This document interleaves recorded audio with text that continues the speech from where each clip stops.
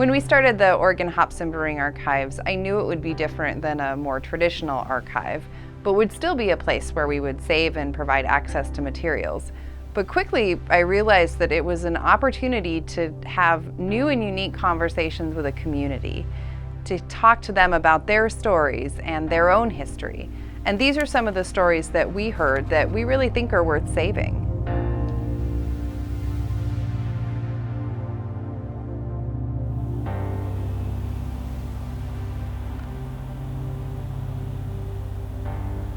It's amazing how a small industry, a few growers in Oregon, can influence the world with what we grow.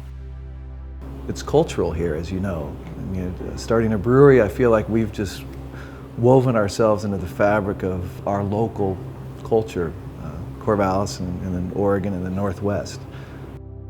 The USDA has had a footprint here on campus since the 30s. So if you kind of use hops research, hop breeding as a kind of connection to brewing, then we've had brewing research going on for 80 years.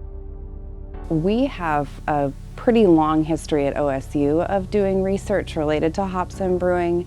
So our mission, both as a land-grant university, is to share that, and as a library is to help people have materials that support their research, both OSU materials and outside materials.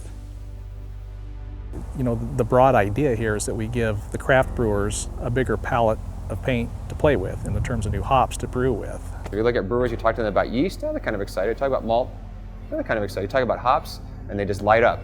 They just think it's really cool. It also connects us to place. So thinking about where our food comes from, thinking about where our ingredients come from, thinking about how we can do things ourselves. A big aspect of that is growing as much as we can to go into the beer. Growing our ingredients that go into the beer really connects us directly to the whole process of brewing. Hops are a food product, so it's, know where your food comes from is important to all of us. Or maybe a brewer who is not close to a hop growing area and just knows hops that are, they come in a corrugated cardboard box in a foil pouch that's vacuum sealed, and that's the extent of what they see of hops. And from there, they don't know, those foil bags don't grow in our field. That's not what happens, There's a whole process and story, family stories that lead up to that box landing on the doorstep of the brewery. So, when I was casting about trying to figure out how to build a brewery, I could walk into any brewery and explain what I was up to, and I would immediately be welcomed back. They'd pour me a pint, and they'd throw open the brewery and say, "What do you want to see? What questions do you want answered?" They were excited for me. When Bridgeport and Widmer Brothers Brewing started in 1984, craft brewing was really in its infancy in Oregon, with the only brewing that we would consider craft today being done by home brewers like those in the Oregon Brew Crew Club, and by Chuck Korey, who was a vintner that started the short-lived Cartwright Brewing Company in Portland. We're great-grandsons and great-granddaughters of pioneers who are willing to try everything. They don't need to see it on TV to validate it, and there's no better place on the face of the earth than Portland, Oregon for doing what we did. It didn't really need the 30th anniversary to kind of start reflecting a little bit. For me, it would be like on weekends when it's kind of quiet and I'm walking through and kind of looking at things, then it's like, wow, this is pretty awesome. We've come a long way in the last so many years. So. What's fun for me is the emergence of the 30 beers, because they are the actual beers that we did in that year, like 27 years ago.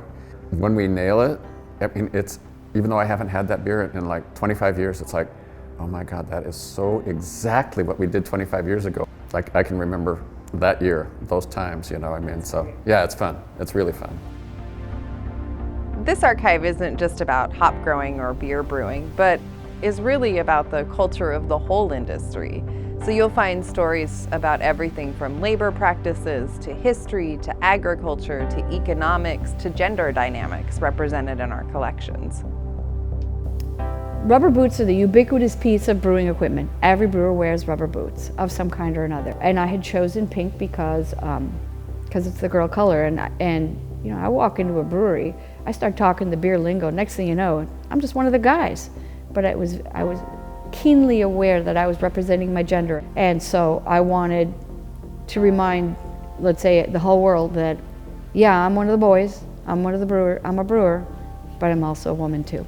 And they say you shouldn't attach yourself to your career, but it's not just a job. It's not just a career, it's a calling, and it's a part of who I am.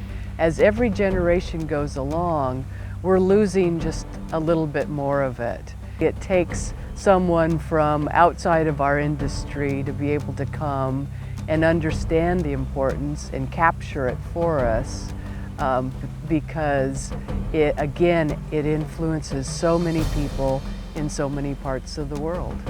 I think it's good to have that information archived so that we can always pull from it and know where we were and where we are, and hopefully, you know, be able to tell a story about where we might be going.